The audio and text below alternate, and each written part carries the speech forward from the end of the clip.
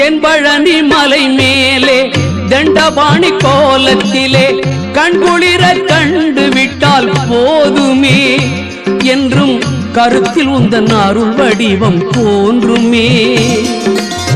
தென்பழனி மலை மேலே தண்டபாணி கோலத்திலே கண்குளிர கண்டு விட்டால் போதுமே என்றும் கருத்தில் உந்தன் அருள் வடிவம் தோன்றுமே.